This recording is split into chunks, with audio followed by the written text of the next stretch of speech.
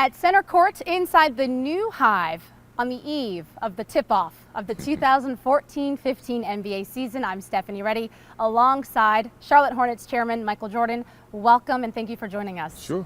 Transition is complete now. You're officially the Hornets. What has that process been like? Actually, it's been a long process, but it's been one that's I'm anxious. Obviously I was anxious when we started this whole process, but I think the thing that I was a little nervous about is how it was going to be received from the community and from everybody outside of the organization. I'm excited that all the indications that I've gotten back is that everybody loves it, and that's just one aspect of it.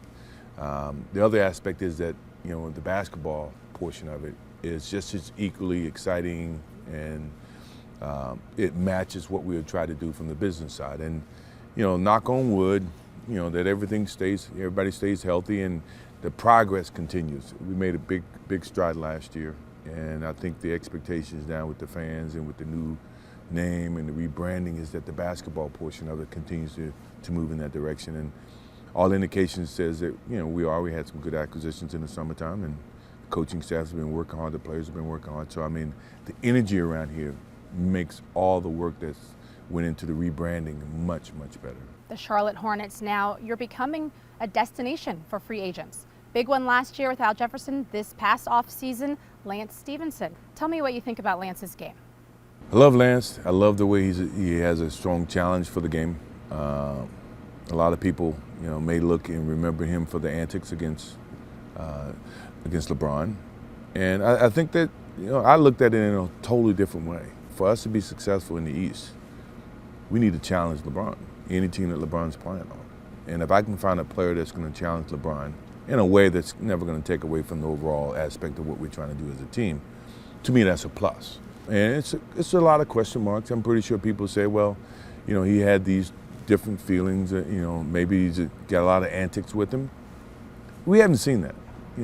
We've seen nothing but positive things about Lance, and I think Coach feels very strongly about him, and I do too. And I think he's going to be an integral part to the success of this franchise, hopefully this year. Last season, when the Hornets were the Bobcats, you made the playoffs. Still building on that, and it didn't end the way that you wanted it to. Right. Jefferson ending the year with an injury. What are you hoping to see happen this season, building on last? Well, health is everything, as you know. You see how quick things could change if someone gets hurt, especially a key component. We should not settle for just making the playoffs. I think we should try to excel in the playoffs. I think we have a hungry team. I think last year our guys got the chance to see that, what it felt like and the experience and the intensity that a playoff provides to a franchise, especially one young like ours. And we just want to continue to build on that. Do we have an NBA championship team? I wouldn't say that. Is it something that we want to strive to try to get better and get towards? Yes, and it's a process. We all understand that. We went through the lows of all lows here in this organization, and a lot of critics and a lot of question marks and a lot of fingers pointing and all that other stuff. We're not there yet. Ultimately, I want to get a championship team here in Charlotte. I think we're on the right road to doing that, and hopefully this year is going to be another big step. A lot of teams you're seeing across the league are looking to find their big three. The Charlotte Hornets have three key players. Yeah. You mentioned Kemba Walker, Jefferson, Lance Stephenson now in the mix. Are these three players that you feel could be a good core to build upon? Yeah, I think so. That's one of the reasons why we invested in Lance, one of the reasons why we invested in Big Al. We drafted Kemba, and we always felt like he was a good winner for us. He had the tenacity that we expect from all our players, and we support that with a lot of young talent. We're getting a lot of pieces to surround those three players. I don't want to put it all in their laps, but they are the corner pieces of what we can build around. We feel good about where we are. Now we just got to excel and make sure we gel together, get the continuity and the chemistry working, so that it translates into wins. Is there an X factor, whether it be a player or part of your coaching staff, that you feel maybe the layman might underestimate for you all this season? I think the cornerstone of our franchise and our basketball team is always going to be the coach. And I love Steve Clifford. I love what he does. I love the patience that he takes to teach and educate these kids about the game of basketball from a basic standpoint. Let's talk about some of your new additions. You got some in free agency, but you also drafted some. Yep. Tell me your take on what the new pieces will bring to the table. Well, Vonleh is a big body, young 19-year-old kid. We never thought we'd have an opportunity to get him. He kind of fell to us, and he has talent that could exceed what everybody's expectations may be.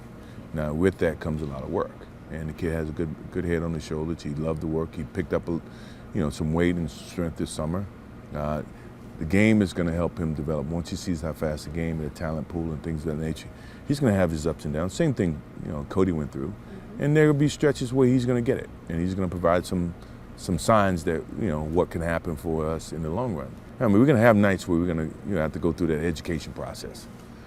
Part of going through that education process, hopefully, are going to be winning scenarios, but then there are going to be some losing too, as you know, and hopefully we keep it to a minimum. A lot of opponents are going to be coming through the new hive, if you will. What players in today's game do you enjoy watching? Mine. No, I'm still a fan of the game. I mean, I like LeBron. I like Kobe. I like, Melo, CP. I'm a big fan. I like to watch good basketball. So I'm still a fan. And I can't get so far away from it. And I can't get but so close to it, too, because of my competitive nature. So, I mean, right where I am is a perfect place to be, where I own a team. Obviously, I'm involved in the team. But I allow them to be and let the game play in this era. Obviously, I played in a different era, different circumstances, different rules, blah, blah, blah. And I can't enforce that to this era. So I watch from a distance because of that.